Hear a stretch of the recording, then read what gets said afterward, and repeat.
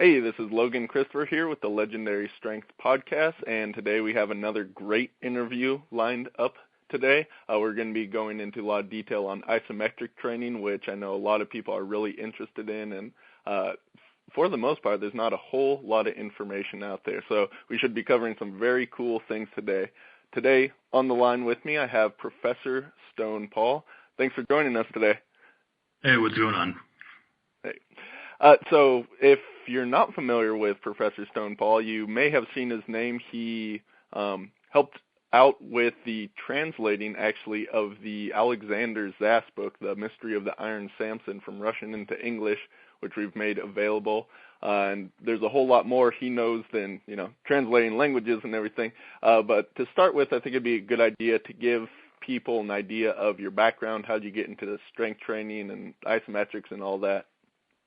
Yeah, sure. And I cover a lot of this in the introduction of the book, Developing the Isometric Mind. But suffice to say that it's always been an interest of mine. Just watching other people, especially older kids, I always felt there was something like unfair about kids being older or bigger than me and having this advantage. So, they were taller so they could run faster because they had longer legs, or they were bigger so they could support more weight and lift more.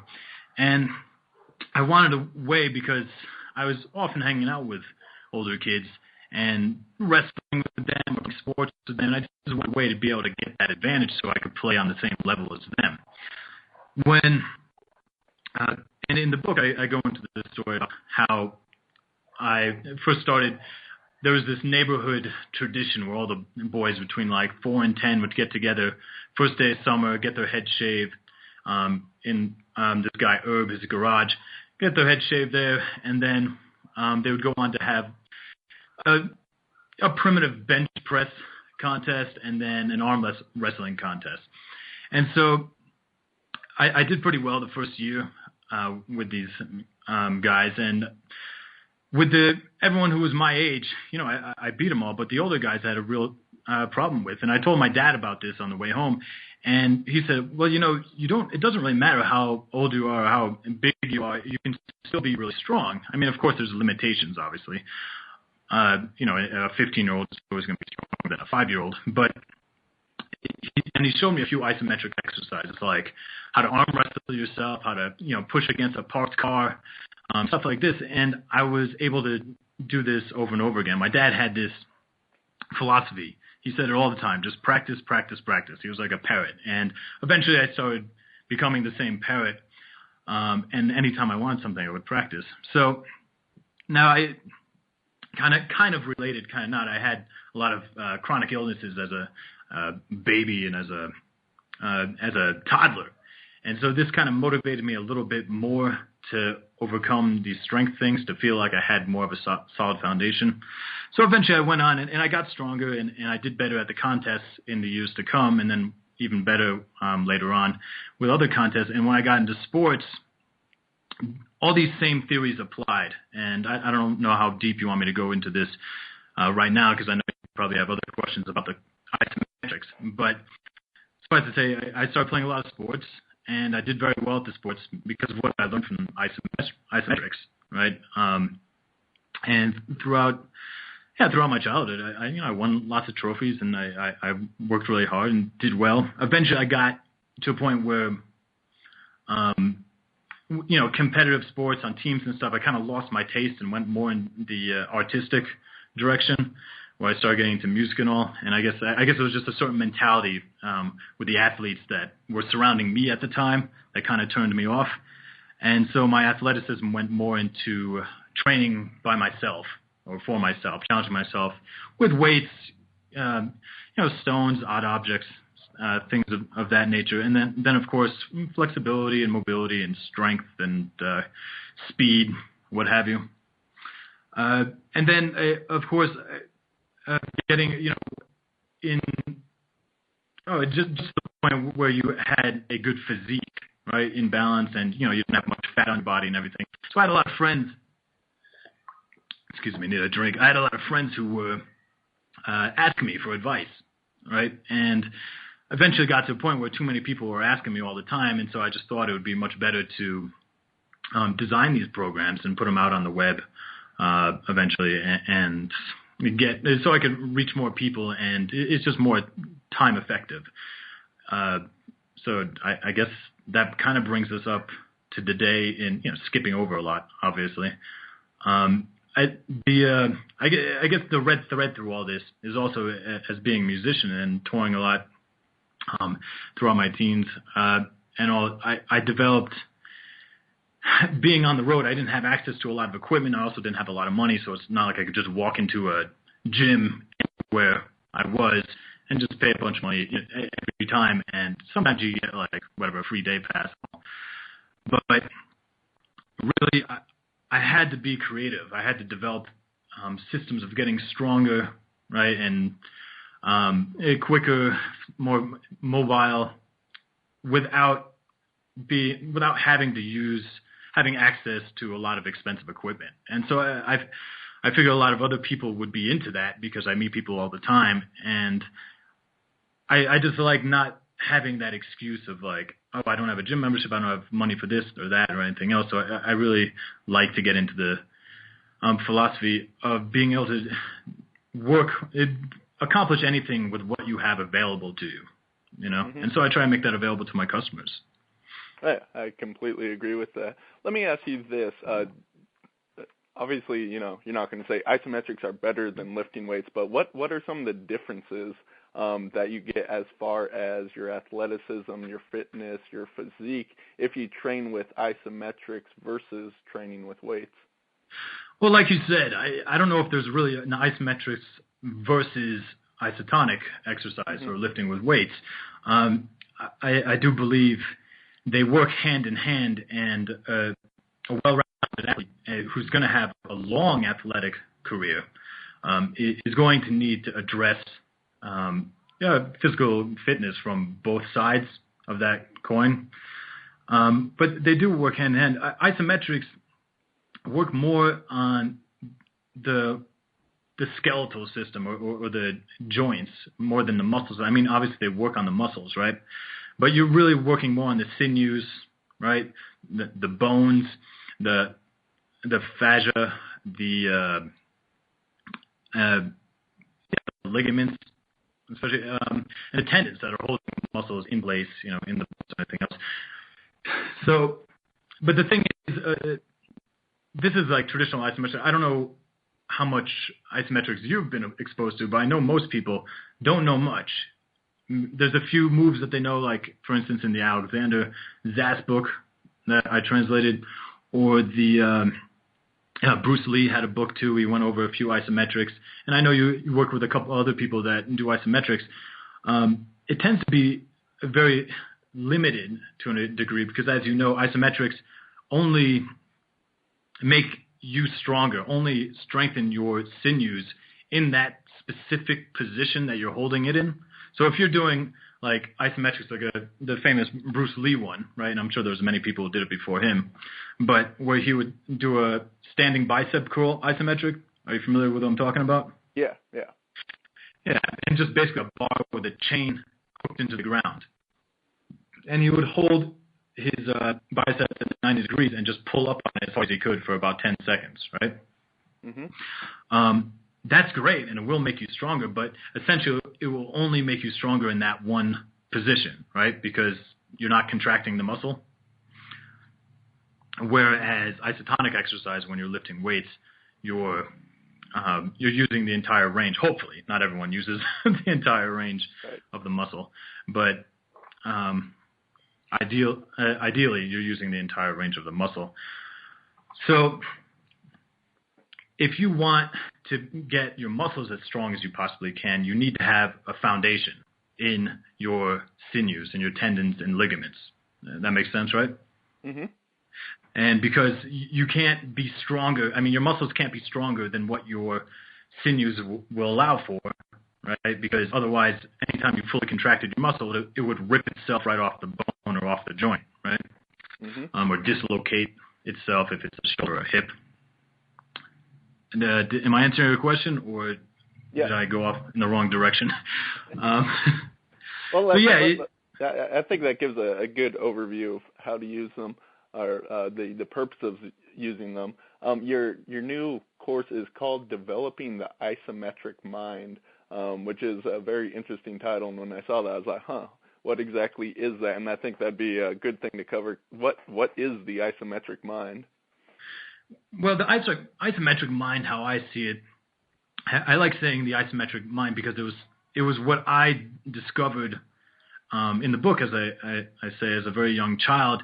It's just a way of thinking, all right, a way of seeing macro patterns, and what I later call, when in other endeavors, because the mind of the master. Because many people approach new endeavors as a beginner, and they're taught. I mean, traditionally, we're taught to think as a beginner, and all our mentors teach us as though we're a beginner, and it's assumed that you need years of dedication to canned material, right, in order to become a master and develop the mind of a master. But really, it's something that can be done from the very start. You can, whatever subject you happen to be studying, whether it's guitar or foreign languages, whether it's raising a family, or whether you're training in isometrics, there are macro patterns, ways in which that I believe we were all innately born with, hardwired ways to think. We think in these macro patterns. And I mentioned in the book, all languages throughout the world work with these macro patterns. Every language has nouns and verbs and all the basic parts of a language, and they work relatively in the same way, even no matter how bizarre it might seem to a foreigner. Well, what I learned when I started isometrics, I started seeing these macro patterns, right? For instance, a very simple one I could use right now as a demonstration is pronation and supination, right, of the hand. Of course, you can do that with any, and that's basically, for people who don't know those words, basically pronating is turning your wrists all the way in, right, towards your body, so your hand is facing down. If your hand's out in front of you, obviously, if your hand's behind you, it's going to be facing up. And then supinate would be twisting your fist all the way out to the side, so your wrist is facing up towards you, right, if you're holding your bicep at a 90-degree angle. Mm-hmm. So you can see how this will apply to the rest of the body, right? In no matter what exercise you're doing, you can see that, for instance, let's say you're doing a bicep curl. The bicep curl becomes a completely different exercise for not just the biceps, but for the forearms, for the legs and the glutes. And once you start to develop this isometric mind, you are able to hone in on these micro subtleties in your muscles that usually people aren't aware of. Most people, when they're doing, let's say like I said, the bicep curl, if your hands are supinated, right, it's a completely different exercise, I'm sure you know, than if your hands are pronated. Most people are much weaker when their hands are pronated, right? Mm-hmm. If they're doing, yeah. So, and usually they only use this move to work their forearms. But essentially that's working it's working your neck and your traps and your shoulders, your back, your legs, your glutes, everything, even your calves are worked if you're standing up doing a reverse bicep curl, what they call reverse, with your wrist pronated. And this only applies to bicep curl, obviously, right? If you're doing tricep exercises and you pronate, if you're doing shoulder exercises, you can both pronate, supinate, or half pronate or half supinate. And then, of course, there's all the different degrees between those, approximately 180 degrees, a little bit less, a little bit more on some people, depending on their mobility. That's one tiny macro pattern that can be applied universally to almost any exercise, even, with your hips or your feet, because you can both pronate your hips, you can pronate your shoulders, so that's one of them. Others would be if you're lying prone, if you're lying supine. These are different variations. And obviously, I can't go into all these macro patterns, but once you realize this, you can start, like a fractal. I'm sorry, my pronunciation. You can start stacking these patterns within patterns, and at this point, you see the body in a completely different way. you see ways to challenge your body that you never thought possible. And they are, for all intents and purposes, infinite, right? There are infinite number of ways you can challenge the body. And in real life, the body is always being challenged in this way. Very rarely does a back squat come into play whenever, if you're working as a lumberjack, or if you're a wrestler, or even a baseball player. How often do a proper form, perfect form back squat really come into play? Very, very, very seldom, if ever. And the reason why so many injuries occur is because people are training in this perfect form all the time, and so they're strengthening their tendons and their muscles to be, like I mentioned earlier, with Bruce Lee's curl. His tendons are only being able to support more stress at that 90-degree angle, that 90-degree bicep curl. And it's the same thing for the back squat. Of course, a back squat is going to make you overall a much stronger and stable person.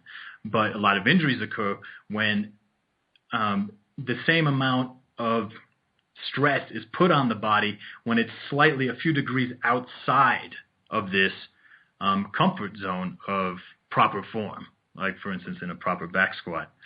Mm-hmm. So part of developing the isometric mind is, one, seeing these macro patterns, and then two, being able to know how to implement stress into these awkward and contorted positions in an effort to get you into a state of all-round strength and loosen that fear that comes.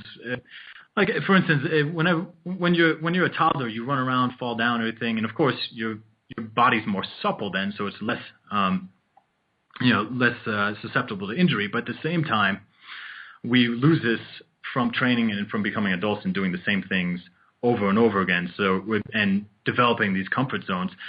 When you develop the isometric mind and go through the kind of exercises that I talk about in the book, these contorted and awkward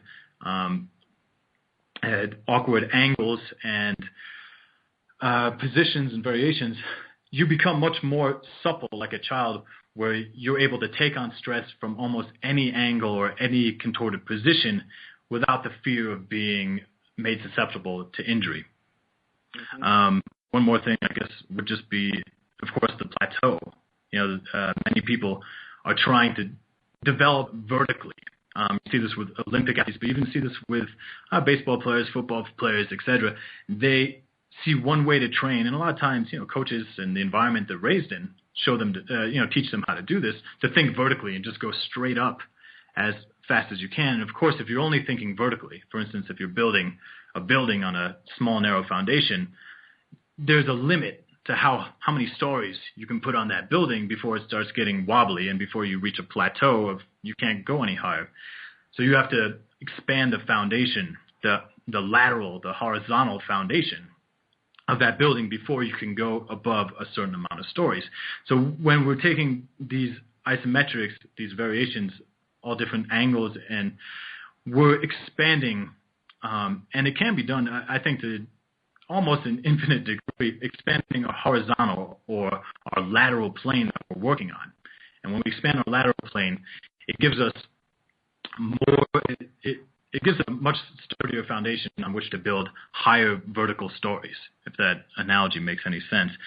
And many people think that if you distract yourself with the lateral strength, that you are not going to excel vertically. But I've found, both in myself and in my clients, that they excel much better and much more stably and I guess predictably when they have this horizontal foundation intact and always know that they can expand more horizontally. Then they don't even have a fear of reaching a plateau. And not only that, but they're not just ramming themselves into a wall all the time. They always have different ways of expanding vertically instead of only expanding vertically in that one way that they've always done their entire lives. Mm-hmm. Yeah, it reminds me, I think it's a Russian study or something I saw regarding children playing a bunch of sports, a bunch of different sports, kind of like the vertical or the horizontal building you're talking about versus kids that specialized early on and those that had a wide range of experience. And same sort of thing here. You're developing your body in all these different ways and all these different angles just from the sports. A little different, but same sort of concept. And those kids that then specialized later on were able to have better longevity, less injuries, and ultimately succeed better in what they did rather than those who just did it from too early on, a single thing. Yeah, makes sense. So that also, I really liked your concept of preferred form, which is different from proper form. Can you go into that a little bit? Well, yeah, I mean, I'm not saying proper form is in any way a bad thing. I think it's something everyone should learn how to execute well. And I think it can be a great starting point for people. But I think there comes a myopia, a short-sightedness, when people adhere or too firmly to proper form or abuse proper form, what I call it. And now you'd never hear most people say, you can abuse proper form. But I do think that's the situation for like 99% of the athletes out there. I think they are abusing proper form, and it becomes a crutch. Just like a lifting belt or a lifting strap becomes a crutch that you can't lift that weight without that belt on without hurting yourself. Well, I believe the same thing can be said for proper form. Because very, very rarely, like I said, in real life, are you in proper form. A lot of times you're lifting, some people get hernias because they don't have time in an emergency situation, not always an emergency, but in a situation where you don't have enough time to think, set yourself into stable, proper form, that you end up getting injured. And not only that, but you're just not as strong as you thought you were, and not as mobile as you thought you were, and can't perform in the real world or on the gridiron or wherever you are to the ability that you hoped you could, given all the training that you've done. So where preferred form comes in is your preferred form is the proper form in the context that you were in. Now, in the article, at the guest post I wrote for you, it was, I think we were talking about powerlifters, right? Mm-hmm. And powerlifters, if you're a powerlifter or an Olympic lifter, of course, form is essential, and you need it because you're trying to lift the most amount of weight to win a contest, right? It's your objective is to win a contest, so you want to put up the most amount of weight you possibly can without getting injured. So you can use, chalk and lifting straps. I mean, I guess you don't always use lifting straps, but a lot of times you use like a match grip or whatever, and a lifting belt.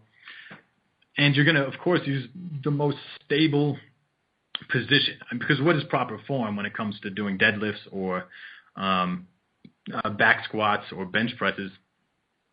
Proper form is really the most stable position that your body can be in to support that weight and to put it up. So, of course, this is going to be preferred for the powerlifter. But now if you take the powerlifter outside of his context, it no longer becomes proper form necessarily. And that's where I like the term preferred form, because in a different context, there would be a different preferred form for whatever exercise you would be doing. Mm-hmm.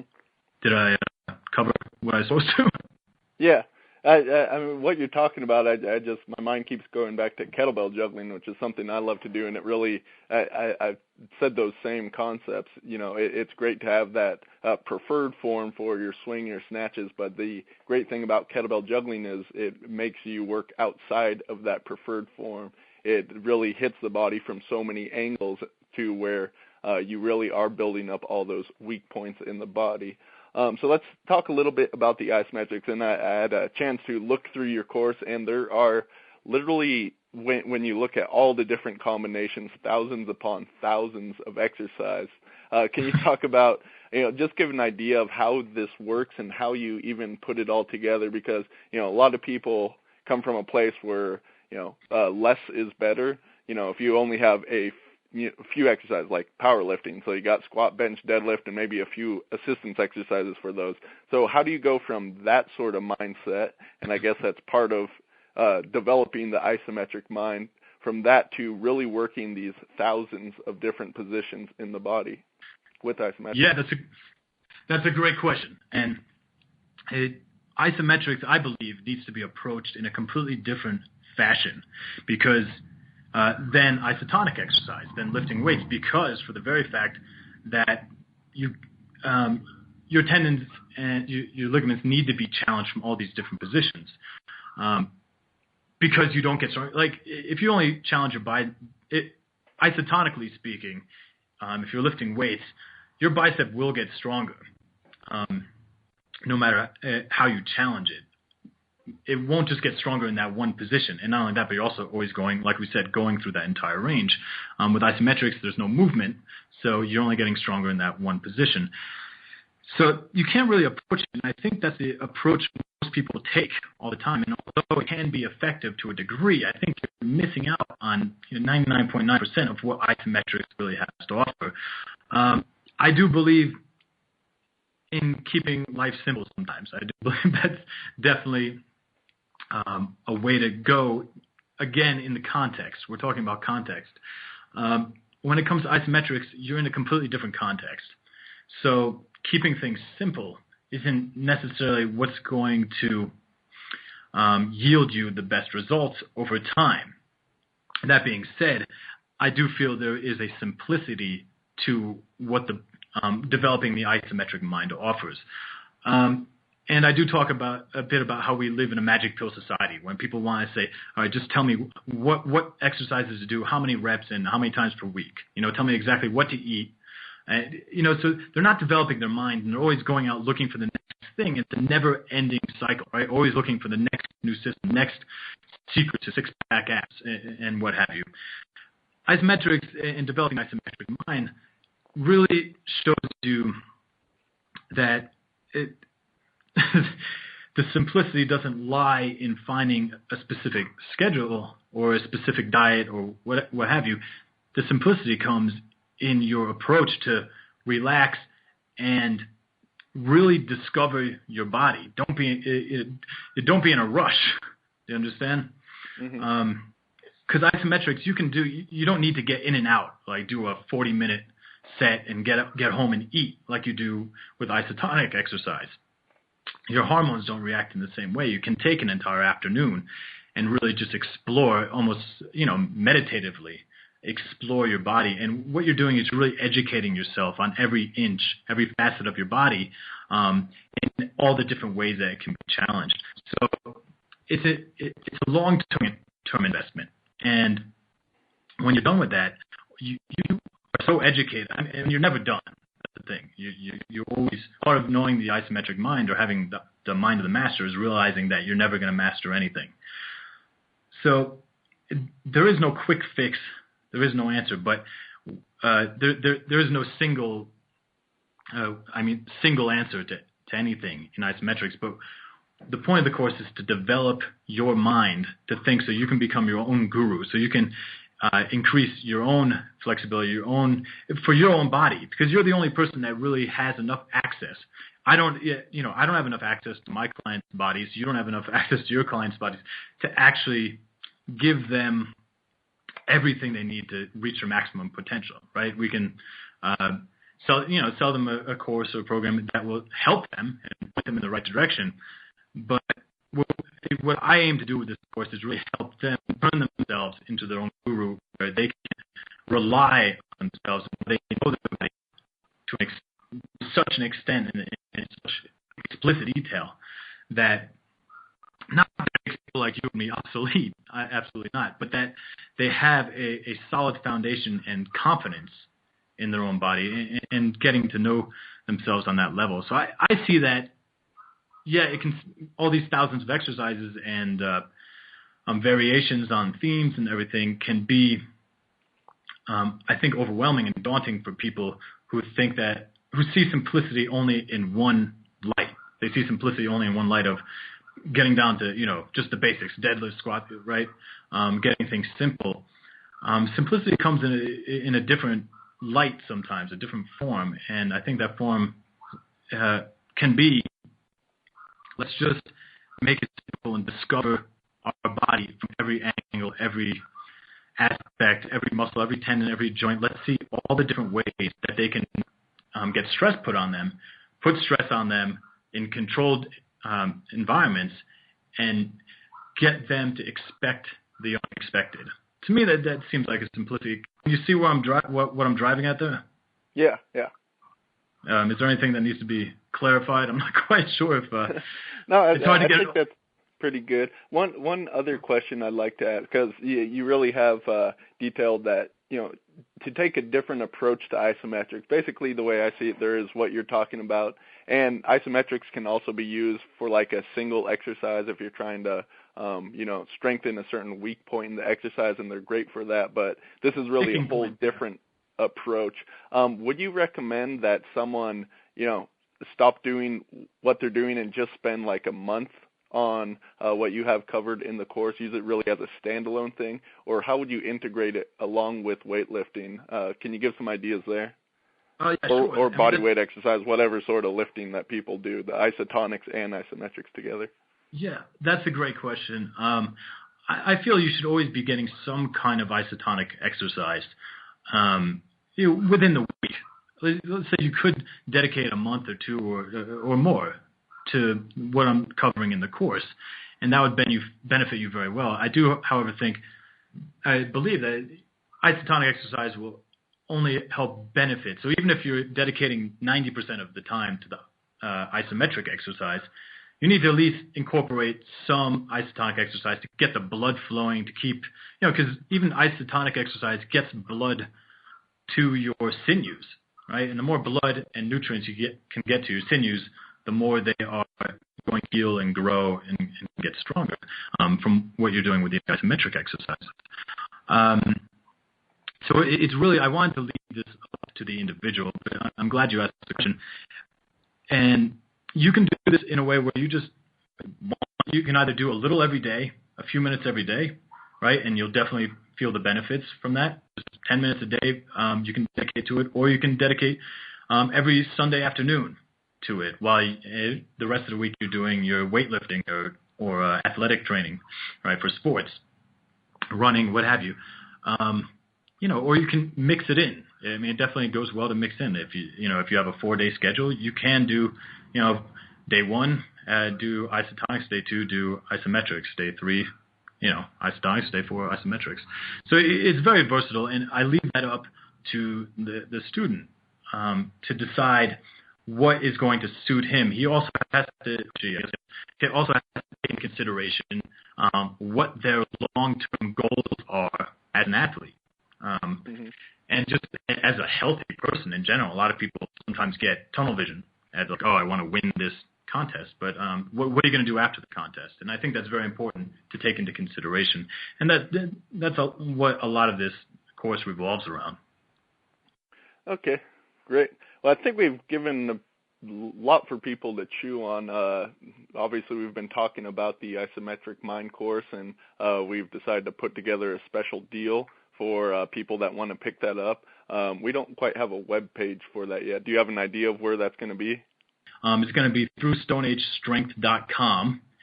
So, it's going to be a 50% off deal just for, I guess, a few days or a week or something like that. I've checked it out. It's really cool stuff. It really does go more in-depth with isometrics and using them without any sort of equipment except a rope or something along those lines. Yeah. And it's really cool to help open up your mind and your imagination into different ways you can train and really tackle the whole body in so many ways that you're not going to possibly hit just doing isotonics, because you really can do every single possible angle. So it's really cool stuff. I highly recommend you check it out.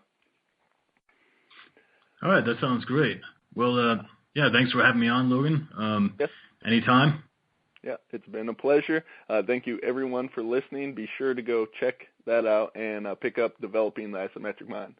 Thank you very much. All right, thanks.